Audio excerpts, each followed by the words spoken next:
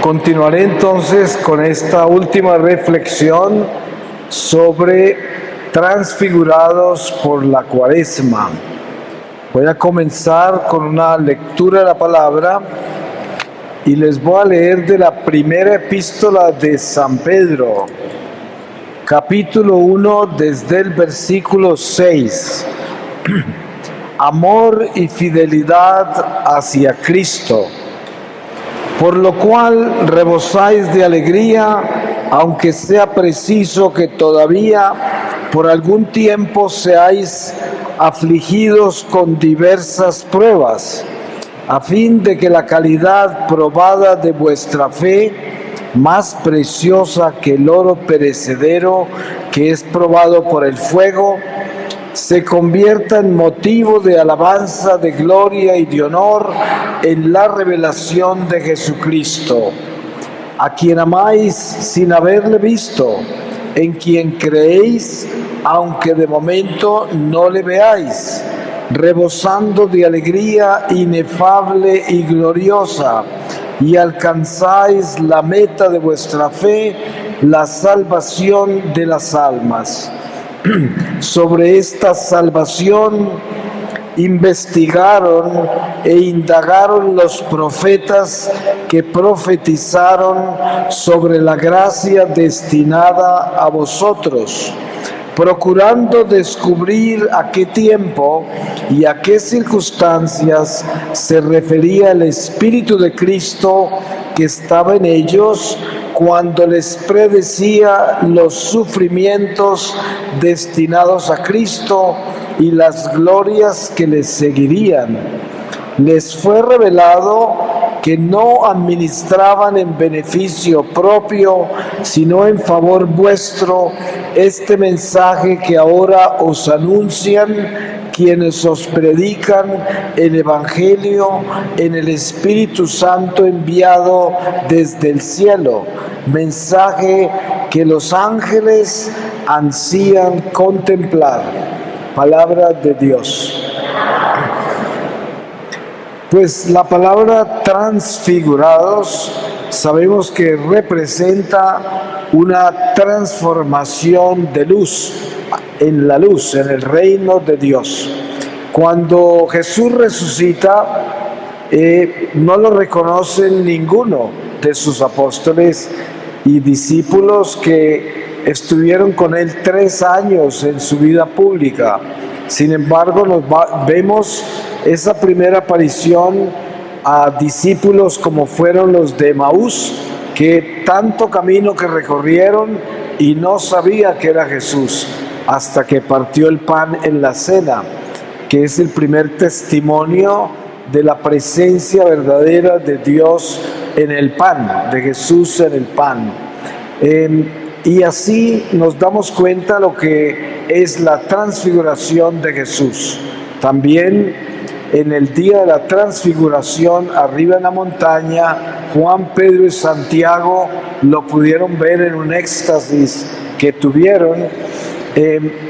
Y esto nos demuestra a nosotros lo que es el reino de la luz, el reino de Dios, y en qué forma nos transforma. San Pablo nos dice que al final de esta vida, si caminamos fieles al Señor, seremos transformados, no moriremos. Y de cuerpos corruptibles seremos transformados a cuerpos incorruptibles. También nos habla de que nosotros somos ciudadanos de la luz, que tenemos el pasaporte para la santa ciudad del cielo, la Santa Jerusalén, y se habla de la luz, y siempre la palabra de Dios nos llama a caminar en la luz. En este mundo no hay sino 2 caminos, el bien y el mal. Nosotros o caminamos por la luz o caminamos por las tinieblas. Cuando estamos en pecado mortal, estamos parados en las tinieblas, aunque no las podemos ver. Si morimos, ahí quedaremos en esas tinieblas si morimos en pecado mortal. Si morimos en gracia de Dios, quedamos parados en la luz. Sabemos que en el momento de la muerte hay una batalla espiritual muy grande, porque el alma lo primero que ve son las tinieblas donde vivimos. Pero cuando el alma muere en gracia, inmediatamente entra a la luz. Ahora, cuando hablamos de la Cuaresma y las estaciones litúrgicas de nuestra iglesia, estamos hablando de un peregrinar con la iglesia hacia la casa del Padre. La iglesia corresponde a una nave que nos lleva seguros al puerto de Jesús, al Príncipe de Paz, si nosotros nos mantenemos firmes en la fe. Es como una nave que nos lleva por las aguas turbulentas de este mundo perverso. Y en la nave de la iglesia vamos seguros, pero en una batalla espiritual. Porque como hablábamos en la reflexión pasada, la vida nuestra es un llevarle almas a Dios. En la iglesia, que es una nave que viene a recoger almas para el reino, es donde estamos nosotros viviendo esta experiencia de peregrinos dentro de la liturgia de la iglesia, que es de origen divino. Por eso se llama la divina liturgia. La Cuaresma es una estación de 40 días de sacrificio, de ayuno, de penitencia, de mortificación, de limosna, de confesión, de arrepentimiento, de un alto en el camino para encontrar el estado en que se encuentra nuestra alma con relación a Dios, al prójimo, a la iglesia. Por lo tanto, la Cuaresma es una oportunidad más que Dios nos da para que nosotros utilicemos las herramientas, las armas que Dios nos da en la iglesia para elevarnos hacia la luz, hacia el Espíritu y llenarnos de Él.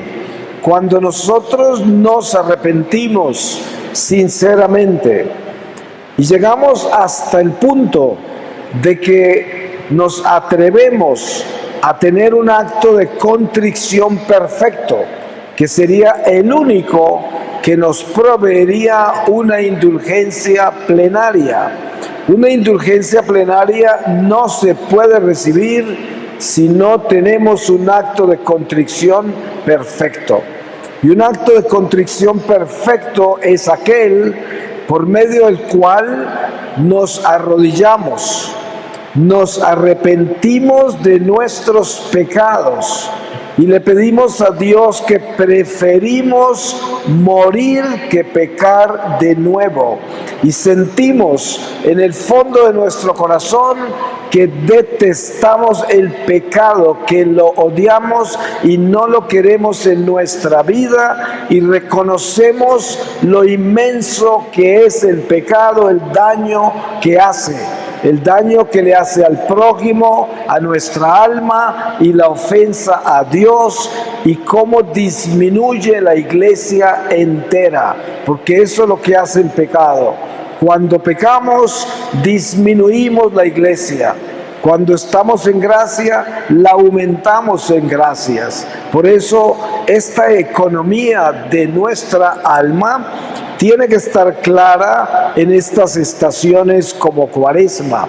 En la Cuaresma, la iglesia nos provee con una gracia extraordinaria que no la recibimos en otra estación. Y es que el Espíritu concede al penitente la gracia extraordinaria de adentrarse muy profundamente en el pecado, para que sienta el dolor del pecado si se atreve a profundizar en él. Porque la tendencia nuestra es a no profundizar en el pecado, no profundizar en nuestras transgresiones, en nuestras faltas. Hay mucha gente que pide perdón por algo malo que hizo, pero es un perdón que no viene del fondo del alma, del fondo del corazón, donde no se siente el dolor de lo que se hizo. Por eso, cuando entendemos cuál es el tipo de arrepentimiento que necesitamos nosotros para hacer una confesión de verdad, entendemos que lo que necesitamos es el dolor del pecado.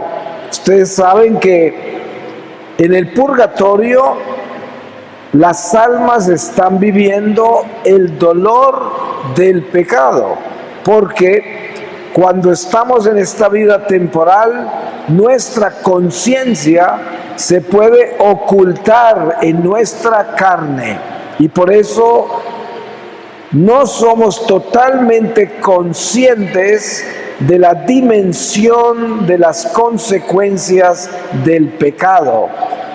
Cuando el hombre sale del cuerpo, cuando el alma sale, entra en la plenitud de la conciencia.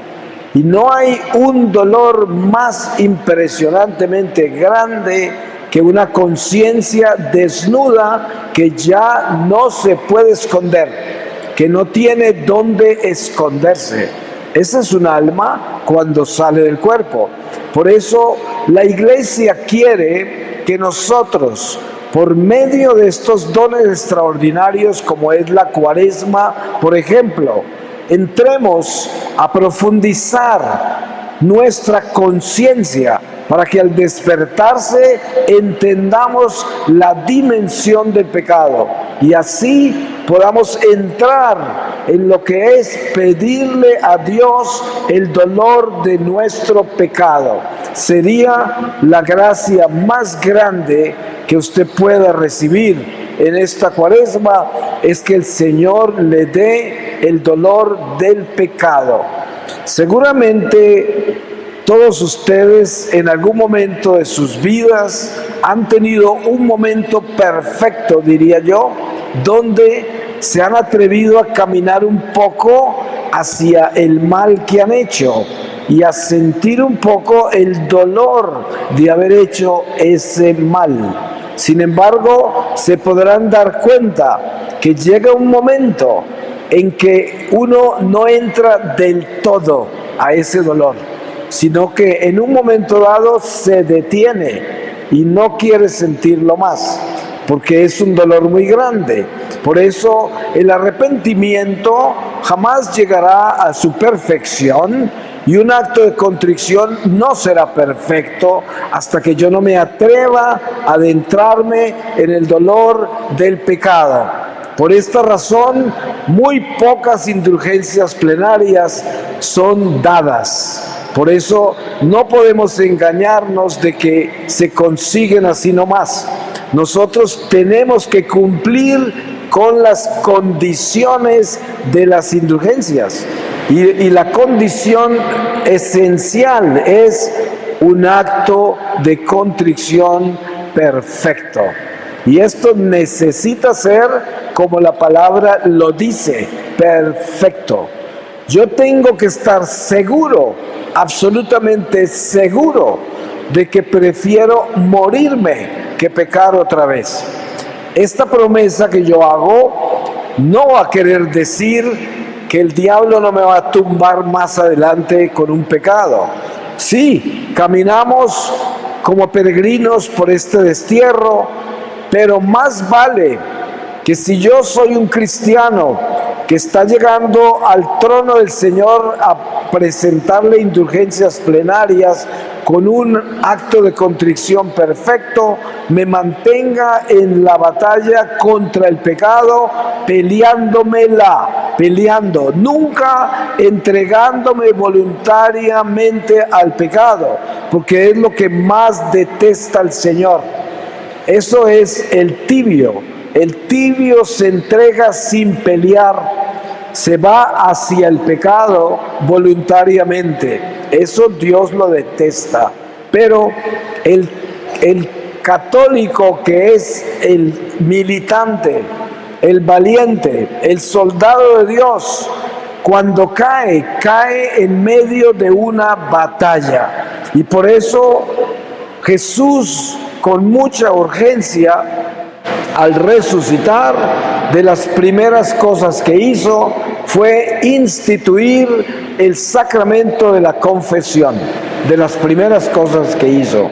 Y ustedes se dan cuenta que, como los apóstoles no habían recibido Pentecostés todavía, para que ellos entendieran lo que les iba a dar, les sopló el Espíritu Santo, para que después, cuando les dijo, los envío, a quienes le perdonéis pecados, le quedan perdonados. A quienes se los retengáis, les quedan retenidos. Pero para eso necesitaban el Espíritu Santo, para entender nada menos que esa misión sacerdotal, sacramental. Y esto es lo que nos muestra a nosotros lo que es transfiguración. Para nosotros entrar en la dimensión de Dios, tenemos que transfigurarnos. ¿Y cómo nos transfiguramos? Por medio de nuestra fidelidad. El que es fiel está en la luz, está transfigurado, está cambiado, está transformado. Ustedes se dan cuenta que la santidad en la gente, ¿cómo se distingue? Se distingue por la sencillez, la humildad, la pequeñez, la alegría, el gozo, por el espíritu de servicio incondicional, por la caridad. Así se distingue la santidad. Una persona que vive en santidad es una persona insignificante para este mundo. Es como invisible casi. Ustedes saben que aprendemos por medio de todos los misterios que nos han sido revelados de nuestra fe, que para consagrar en el altar del Señor se necesita un pan ácimo, un pan sin levadura, sin condimentos. Es lo único que se puede consagrar en el altar. Nosotros somos llamados a consagrarnos en el altar del Señor, porque al final de esta vida contraeremos matrimonio con el Cordero. Por eso se llama las bodas con el Cordero, que es el encuentro con Jesús al final de esta vida. Sin embargo, nosotros recibimos durante esta vida las primicias de esa boda en el altar, en la Eucaristía. Pero entonces el Señor quiere que entendamos algo que Él le dijo a sus discípulos y apóstoles: ojo con la levadura de los fariseos. Ellos no habían recibido todavía el Espíritu Santo y no entendían el lenguaje espiritual del Señor. Ellos pensaban que Jesús estaba hablando de la levadura del pan, pero Él estaba hablando en un nivel espiritual donde se refería al egoísmo, a la avaricia, la autosuficiencia, la prepotencia de los fariseos, que era la levadura que los inflaba en el orgullo. Y a esto se refería el Señor. Entonces, una de las reglas de la perfección más importantes que nos enseña la Iglesia es morir a sí mismos. Por eso San Pablo, al final de su vida, clama que ya no es él el que vive, sino Cristo que vive en él. O sea, él ya murió a sí mismo. San Juan Bautista en sus últimos días le decía a sus discípulos: yo tengo que disminuir para que Él crezca. Y todos los santos nos señalan ese pan ácimo, un pan que no tiene condimentos, que no tiene levadura, un pan insípido. Ese es el santo, ese es el humilde, el pequeño, el insignificante. Y la prueba está que cuando usted camina recto con Dios, ya usted no vale nada para este mundo. Usted se convierte en un pan insípido. Nadie quiere saber de usted. Usted se convierte en nada, porque no tiene condimentos, porque no tiene sabor, porque no está engrandecido, porque ya no alumbra en este mundo, ya no es tinieblas, ya no pertenece al banquete del mundo, porque usted se sacó su levadura, sus condimentos, y ya nadie se lo quiere comer, porque este mundo no come panes insípidos. Este mundo detesta lo que no tiene sabor. Y por eso el Señor quiere que nosotros tengamos cuidado y nos aseguremos de sacarle el sabor a esta vida nuestra, de sacarle la levadura y convertirnos en ese pan ácimo. Esa es la forma de transfigurarnos. No hay otra forma para transfigurarnos que desocuparnos de nosotros mismos. Ustedes se pueden dar cuenta que nosotros, sin darnos mucha cuenta, estamos demasiado engrandecidos. Yo le puedo decir esto: hágase un examen. Cuando usted entre a un lugar donde hay gente reunida con la cual usted va a compartir, piense si cuando usted entra, usted necesita ser reconocido, usted necesita ser aceptado, usted necesita ser apoyado, admirado, todos estos efectos que trae el amor propio. Y así se da cuenta cuán engrandecido está. Una de las primeras señas de estar muy grande es ofendernos fácilmente, la susceptibilidad. Una persona que se ofende con toda facilidad está lleno de levadura, está inmenso, es un gigante, no cabe por acá de lo grande que es, porque se ofende con todo de lo grande que es. Precisamente el amor verdadero de Dios hace que nosotros nos transfiguremos hasta el punto que nadie nos puede ofender. ¿Y saben por qué? Porque nunca esperamos nada de nadie, porque todo lo damos sin interés. Eso se llama el amor incondicional, cuando yo doy sin esperar retribución. Por lo tanto, ¿quién me puede ofender? ¿Quién me puede decepcionar? Nadie. ¿Cómo se mantiene un matrimonio unido?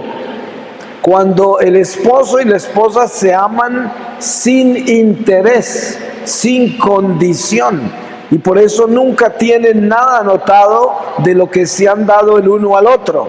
¿Y cuándo se van a ofender? No tienen cómo, porque no pueden decepcionarse, porque no están esperando, se dan todos el uno al otro sin interés. Esa es la verdadera unión y esa es la verdadera relación que tenemos nosotros con Dios, cuando la relación con Dios es una relación santa. Y es que nosotros, al tener una relación santa con Dios, no esperamos absolutamente nada de Dios más que su amor,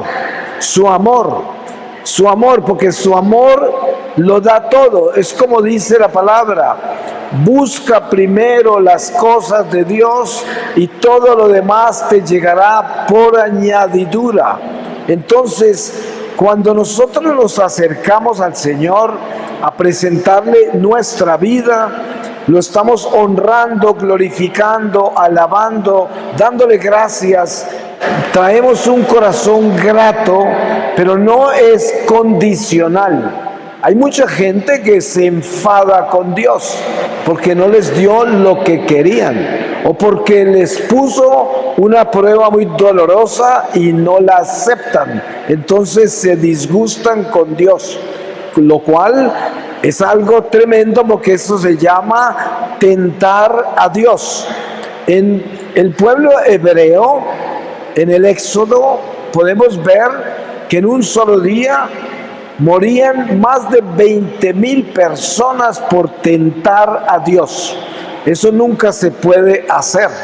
Ahora, en esta nueva creación en Jesucristo, tenemos a Jesús sentado a la derecha del Padre y la ira de Dios no desciende sobre nosotros como caía sobre los hebreos. Sin embargo, para nuestro crecimiento espiritual necesitamos tener una relación con Dios incondicional. Es lo que el Señor quiere que aprendamos, que es una relación con Dios sin interés.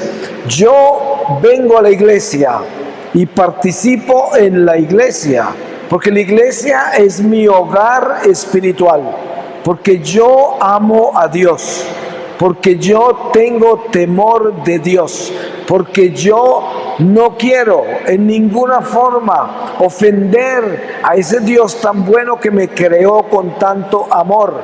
Y esa es mi relación con Dios.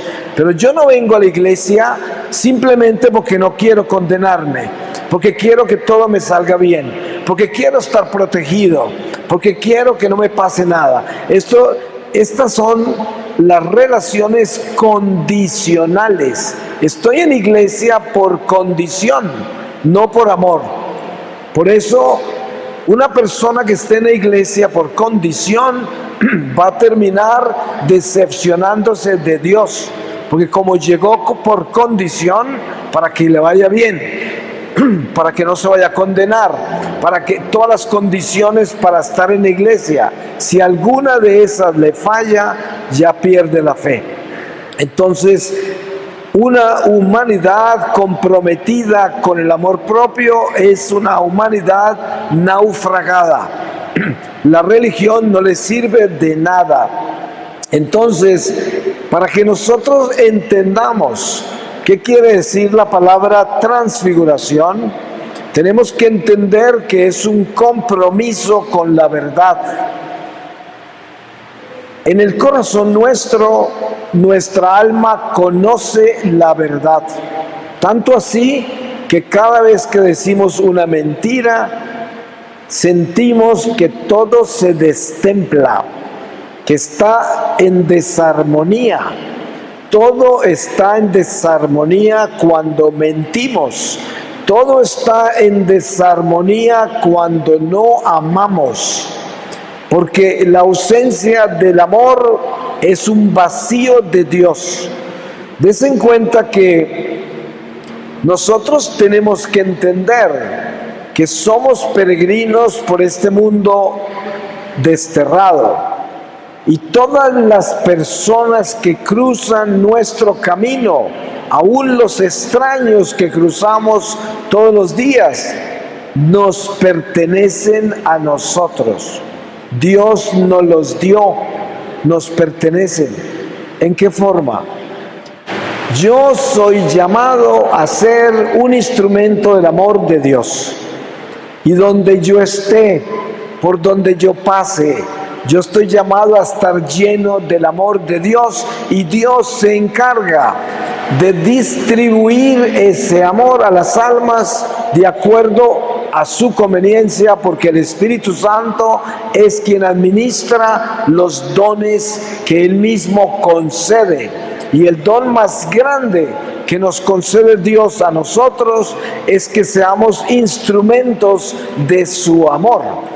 Y por lo tanto, cuando somos verdaderos instrumentos del amor de Dios, donde quiera que estemos, Dios está amando por medio de nosotros. Una mirada, un gesto, cualquier acción nuestra está amando. Dios está amando a través de nosotros. Y esto, cuando no es así, Vivir así sin amor de Dios es vivir con ausencia de Dios, con vacíos de Dios. Gran parte de lo que muchos católicos tienen que vivir en el purgatorio es todos los vacíos de Dios que tuvieron en su vida. Y es muy doloroso porque van a estar al frente de una situación en la vida donde estaban vacíos de amor y estaban ahí. Eso queda ausente, queda como un vacío y tienen que llenarlo. Y es muy doloroso llenarlo desde la conciencia. Por eso el purgatorio se dice que es un lugar de tanto sufrimiento. Hay personas que quedan paralizadas. Les voy a poner un ejemplo muy práctico. Supongamos que usted en la cocina de su casa un día tuvo un acto de desamor tan grande que le hizo daño a una persona con lo que usted dijo, con lo que usted hizo o con su indiferencia. Puede haber sido a un niño, a su esposo, a su esposa, a su hermano, a cualquier persona. Cometió un acto total de desamor. Ese acto queda marcado como un vacío de amor. Si usted no es una persona que se confiesa bien, que no tiene un orden espiritual de su vida, esas acciones ni siquiera les da importancia. Y cuando se va a confesar, ni se acuerda de ellas, porque usted las considera como algo que no es tan importante. Pero resulta que es demasiado importante, porque eso causó una ausencia de amor que afectó a otro y quizás hasta le hizo daño. ¿Quién sabe qué sucedió en el corazón de la otra persona? Y por eso en el purgatorio, con la conciencia, se ve la dimensión total de esa acción. Y hay almas que quedan paralizadas en una sola acción. Quedan en esa cocina, se pueden quedar quién sabe cuánto, porque el tiempo del purgatorio no tiene que ver con el tiempo humano. Entonces, por eso cuando oramos por las almas del purgatorio, lo que hacemos es que las sacamos de donde están atrapadas con su conciencia y las movemos, progresan, porque el amor es lo único que hace mover las almas, el amor. Y la oración es amor. Por eso nuestras oraciones por las almas de los difuntos son tan poderosas, porque son el amor de Dios. Y con eso las empujamos, las vamos ayudando a progresar. Algo muy hermoso sobre orar por las almas de purgatorio es que cuando nosotros oramos por las almas del purgatorio, si nosotros, Dios no lo permita, pero si terminamos en el purgatorio, siempre tendremos ayuda de los fieles terrenales que orarán por nosotros, porque así es la economía del alma. Si nosotros hoy hacemos eso, mañana tendremos apoyo también nosotros. Pero lo que el Espíritu Santo quiere, y precisamente lo que nos quiere dar en esta cuaresma, es que no pasemos por el purgatorio. Eso no quiere el Señor. El Señor quiere que entremos a la gloria. Y usted se preguntará, ¿cómo puede un pecador como yo entrar a la gloria de Dios en la muerte? Pues miren, hay algo muy particular sobre la misericordia de Dios. Les voy a poner un ejemplo muy humano que siempre utilizo. Un padre de familia que es bueno, ve que su hijo está estudiando, pero con un sacrificio increíble para pasar un grado de algún examen. Y lo ve cómo se sacrifica y pasa noches sin dormir y todo eso. Y llega el día del examen y va a presentar el examen. y regresa totalmente partido de dolor porque no pasó el examen. Pero el padre bueno le dice al hijo: hijo, no te preocupes, porque para mí tú lo pasaste, porque yo te vi dándolo todo, diste todo lo que pudiste dar, para mí lo pasaste. Así de que seguimos para adelante, vamos a remediar estas cosas. Y no lo juzga. Ese es Jesús el día que lo encontremos. Si nosotros, como dice la palabra, el Señor nos encuentra con el delantal puesto, trabajando en nuestra santidad, trabajando en perfeccionarnos, santificarnos, todo lo que nos falte, el Señor nos lo completará, porque Él sabe que eso era lo que queríamos alcanzar. Ese es un Padre bueno, es lo que hace el Señor. Por eso nosotros solos no podremos alcanzar la santidad, pero el Señor nos completa. Precisamente la palabra redención quiere decir completar, porque ¿qué es lo que Jesús nos vino a traer? Él nos vino a traer lo que nos faltaba. ¿Y qué es lo que nos faltaba? La vida, porque estábamos muertos en el pecado. Y por eso cuando Él deja ese cuerpo y esa sangre en la Eucaristía, nos deja el alimento de vida eterna, para que mientras que vamos en camino, tengamos la fortaleza para obedecerle, la fortaleza para ser buenos. Ustedes saben que para uno ser bueno necesita ser valiente. Para ser bueno hay que ser muy valiente para perdonar, hay que ser muy valiente para tener paciencia, tolerancia, compasión, caridad. El cielo solo se lo ganan los valientes. El infierno está lleno de los cobardes, que nunca hicieron esfuerzo para nada del amor. Entonces, transfigurarnos con la Cuaresma es atrevernos a ser buenos. Y para atrevernos a ser buenos, tenemos que arrepentirnos de verdad. Arrepentirnos de verdad, que es atrevernos a odiar desde el fondo de nuestra alma, con todas las fuerzas de nuestro ser, con toda nuestra mente, con todo lo que somos, aborrecer el pecado, aborrecerlo. Y atreverse, como dice San Juan Bautista, atreverse a ponerle el hacha a la raíz. Así anuncia San Juan la venida del Señor. Dice: el hacha está puesta a la raíz. Arrepiéntanse y confiesen sus pecados. Y esto es lo que tenemos que hacer.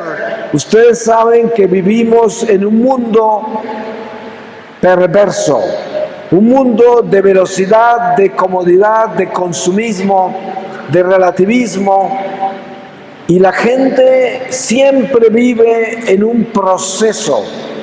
Ustedes saben que todo mundo piensa que tiene tiempo, que es la peor trampa que el demonio nos puede colocar, porque no tenemos tiempo. Si tuviéramos tiempo, conoceríamos el día de nuestra muerte. Solamente el suicida lo conoce, pero una persona que camina con Dios no conoce el día de su partida. Por lo tanto, no tiene tiempo. Y si uno tiene eso claro, entonces sabe que la preparación para ser de Dios y estar con Dios es ahora mismo, es ya. Yo tengo que cortar el pecado de raíz ya, en este momento, porque ¿será que tengo otro momento? A lo mejor no. Entonces, si yo soy tan grato con Dios, si yo soy tan honesto y me atrevo a ser valiente, admito que no tengo tiempo y que si quiero serle fiel a Dios, quiero cambiar, quiero verdaderamente convertirme al Señor, lo tengo que hacer ya. No voy a entrar en un proceso. Yo en mis viajes misioneros regreso a muchos lugares por donde he pasado y me encuentro gente que ya conozco en la iglesia. Y a veces les pregunto, ¿y cómo van? Y algunos responden, ahí voy. Le digo, ¿cómo así que ahí voy? Dice, pues ahora como que fornico un poco menos, robo un poco menos, miento un poco menos, ahí voy. Digo, sí, ahí va, para el infierno, porque así no se camina con el Señor. O vamos o no vamos, o somos de Dios o somos del diablo. Y a la gente no le gusta escuchar estas palabras, porque la gente cree que puede acomodar la religión a su conveniencia y a su estilo de vida. A Dios nadie lo engaña. Y ay de nosotros si nosotros no hablamos tal y como el Señor nos enseñó. Ay de nosotros, porque somos llamados a ser testigos de nuestra esperanza. Y de la única manera que somos testigos de nuestra esperanza es si testificamos en espíritu y verdad todo lo que el Señor nos enseñó. Lo que es pecado y no lo podemos cubrir con nada, y nadie tiene ninguna excusa para vivir en pecado. Yo no tengo ninguna excusa para robar, para matar, para mentir, para fornicar, para odiar. Yo no tengo ninguna excusa y ninguno de nosotros la tenemos. Yo le digo a la gente, miren, si usted se acomoda al pecado por conveniencia, atrévase a dejar el pecado, así le toque dormir desnudo debajo de un puente. Y por primera vez conocerá la verdadera libertad. La verdadera libertad solo se conoce estando en gracia de Dios. Lo demás, un engaño del demonio que lo quiere acomodar en el pecado. Por eso, la Cuaresma, que es un don extraordinario, nos invita a que le demos una oportunidad a nuestra alma, porque de pronto no tenemos otra Cuaresma. Es más, de pronto no tenemos otro amanecer. De pronto se nos acaba esto hoy. Y por lo tanto, hoy es el día.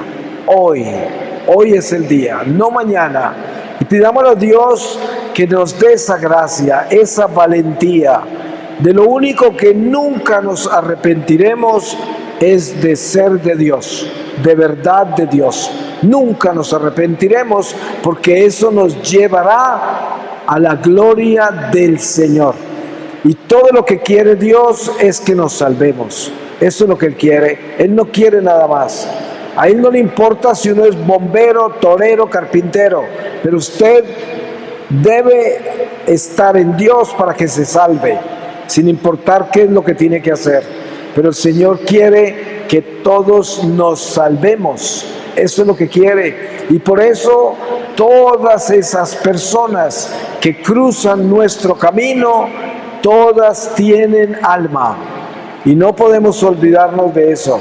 Y todas las creó Dios. Y les debemos desear su salvación. Cuando usted camine por la calle, evite sentirse como que toda esa gente que lo cruza son pescados que van nadando por ahí. No, esas son almas que Dios creó y Dios quiere que se salven todos. Ustedes se dan cuenta la oración que el ángel le enseñó a los pastorcitos de Fátima, que ya la usamos en el rosario, como parte del rosario, casi en todas partes la rezamos, que dice: el Señor lleva todas las almas al cielo, especialmente las más necesitadas de tu misericordia. Y ese es un ángel el que enseñó esa oración. O sea que eso es voluntad de Dios. ¿Y qué nos está enseñando el Señor?